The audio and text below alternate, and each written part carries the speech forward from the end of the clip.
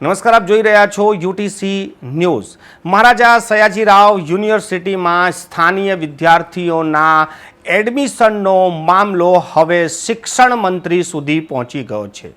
વડોદરાના શિક્ષિત યુવા સાંસદ ડોક્ટર હેમાંગ જોશીએ શિક્ષણ મંત્રી સાથે ખાસ એક મુલાકાત કરી છે અને આ મુલાકાતમાં વડોદરા શહેરમાં શું ચાલી રહ્યું છે, લોકો શું વિચારી રહ્યા છે, આ મુદ્દો શું છે, આ તમામ વસ્તુઓની ચોખવટ તેમણે શિક્ષણ મંત્રીને કરી દીધી છે।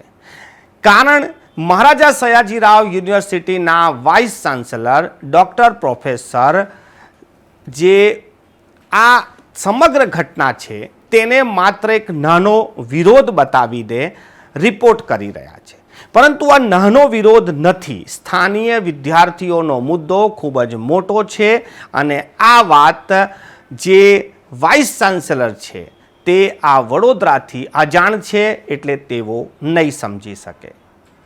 ફાઇટ ફોર એમએસયુ નામનું સોશિયલ મીડિયા પર જે ગ્રુપ તૈયાર થયું છે અને આ ગ્રુપમાં વડોદરાના બુદ્ધિજીવીઓ હવે એકત્રિત થયા છે। આમાં પત્રકારો પણ છે, એડવોકેટ પણ છે, સામાજિક કાર્યકર્તાઓ છે, રાજનેતાઓ છે અને અલગ અલગ ફિલ્ડના તજજ્ઞો આ ગ્રુપમાં જોડાયા છે અને આ તમામ લોકો એક સુરે યુનિવર્સિટીમાં ચાલી રહેલી આ તાનાશાહી અને એક હત્તા નિર્ણયને વખોડે છે।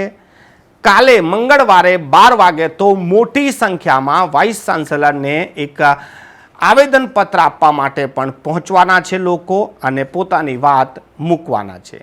જોવાનું એ રહેશે કે ડૉક્ટર હેમાંગ જોશી જે વડોદરાના સાંસદ છે તેમણે શિક્ષણ મંત્રી સાથે જે બેઠક કરી છે ત્યારબાદ શું એમએસ યુનિવર્સિટીના વાઇસ ચાન્સેલરને ઉપરથી કંઈ કહેવામાં આવશે કે પછી વાઇસ ચાન્સેલર નીચેથી જ ઉપરના લોકોને કંઈક બીજી જ રિપોર્ટ આપશે। આ ક્યાંક ને ક્યાંક લોકોને યુનિવર્સિટી એટલે કે શિક્ષાના ધામમાં ષડયંત્રની બૂ આવી રહી છે। લોકો ગંભીર આક્ષેપ લગાવી રહ્યા છે કે ખાનગી કોલેજોને લાભ કરાવવા માટે જ આ સીટો ઘટાડવામાં આવી છે, જેથી બાળકોએ ખાનગી યુનિવર્સિટી તરફ જવું પડે। પરંતુ હવે એક આશા જાગી છે જ્યારે શિક્ષિત યુવા સાંસદ ડૉક્ટર હેમાંગ જોશી જ્યારે ચર્ચા કરવા માટે ઉતર્યા છે અને તેઓએ શિક્ષણ મંત્રી સાથે મુલાકાત કર્યા બાદ તેઓ ટૂંકા દિવસોમાં વાઇસ ચાન્સેલર સાથે પણ મુલાકાત કરવાના છે અને આ તમામ જે પરિસ્થિતિઓ છે તેનાથી અવગત કરાવવાના છે। આ મામલે કોઈ યોગ્ય રસ્તો નીકળે એવી જ વડોદરાવાસીઓની માંગ છે।